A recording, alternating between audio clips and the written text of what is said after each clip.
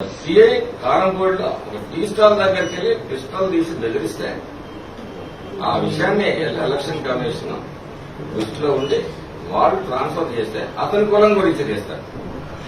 మాట్లాడితే కులం, ఈ కులాలు కంపితే ఈ రాష్ట్రాన్ని ఏం చేద్దాం అనుకుంటున్నారు? చాలలేదా? హైదరాబాద్ లో మత కల్లోలో ఆ రోజు జనార్దన్ రెడ్డిని తిప్పడానికి చేసిన అల్లర్లు చాలలేదా? ఈ రాష్ట్రాన్ని రావణ కాష్టం చేద్దాం అనుకుంటున్నారా?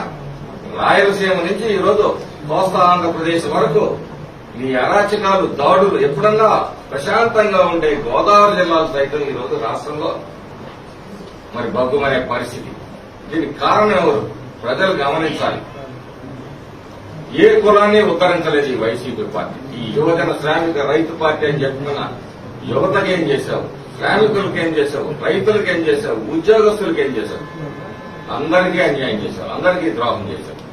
నా ఎస్సీలు, నా ఎస్టీలు, నా బీసీలు, ఏ ఎస్సీకి, ఏ ఎస్టీకి, ఏ బీసీకి, ఏ మైనార్టీకి నువ్వు న్యాయం చేశావు. వాళ్లకున్న పథకాలన్నీ ఉడదీకి మళ్లీ ఇంకొకసారి కులాలు మాట్లాడతారా? సిగ్గుందా మీకు అసలు? ఈ సిట్టు విచారణలో ఉన్నటువంటి అధికారులు మొత్తం ఏసీబీకి చెందినవారు. వీరంతా గతంలో ఈ టీడీపీ నేతలు కానీ కార్యకర్తలు కానీ టార్గెట్ చేసి చిత్తూరు సిట్టుతో చంద్రబాబు వాడిని కూడా అరెస్ట్ చేసి చాలా తీవ్ర ఇబ్బందులు పెట్టారు. ఇలా వీళ్ళని ఎందుకు పెట్టారు? దీంట్లో రిటైర్డ్ జడ్జెస్ కానీ వీళ్ళెవరిని ఎందుకు పెట్టలేదు?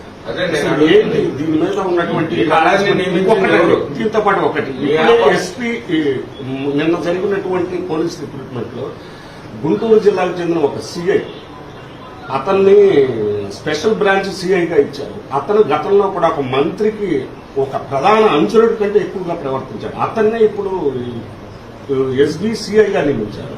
అంటే ఎక్కడ ఏం జరుగుతుంది? అసలు ఎన్నికల కమిషన్ కూడా తప్పుదోవ పట్టించే విధంగా ఉందా? ఏం జరుగుతుంది? ఈ మొత్తం కూడా చీఫ్ సెక్రటరీ కన్సర్న్ లో నడుస్తా ఉంది. ఈ రోజు కూడా అదే చీఫ్ సెక్రటరీ ఈ రోజు కూడా కంటిన్యూ అవుతా ఉన్నాడు. రాజేంద్రనాథ్ రెడ్డి గారు డీజీపీగా మారొచ్చేమో గానీ తర్వాత డీజీపీ అపాయింట్మెంట్ లో కూడా వీళ్ళ హస్తమే కదా. ఈయన ప్రపోజ్ చేసిన వాళ్ళు, ఈయన పంపించిన ప్యానెల్లోనే కదా సెలెక్ట్ చేసేది. ఈ రోజు సిట్ లో కూడా వాళ్ళు ఎవరైతే పంపించారో వాళ్ళే ఇచ్చేశారు. సిట్ దర్యాప్తులో కూడా నాకు నమ్మకం కుదరట్లేదు. ఈరోజు ఎమ్మెల్యే ఇంట్లో ఆయుధాలు పట్టుబట్టాయి, దాని మీద ఏముంది? యాక్షన్ లేదు.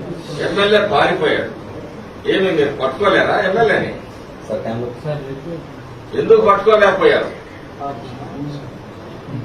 అంటే మరిన్ని దాడులో కుట్రల్లో చేయమనే బయట ఉండి ఏది జరిగినా ఈ రాష్ట్ర ప్రధాన చీఫ్ సెక్రటరీ ఎవరైతే ఉన్నారో జవహర్ రెడ్డి గారి కన్సర్న్లోనే ఇదంతా నడుస్తాం. ఈరోజు కొత్తగా సిట్లో వేసినా, డీజీపీని మార్చినా, మిగతా ప్యానెల్లో ఎస్పీని మార్చినా అదంతా ఆయన కన్సర్న్లో జరిగిన విషయం.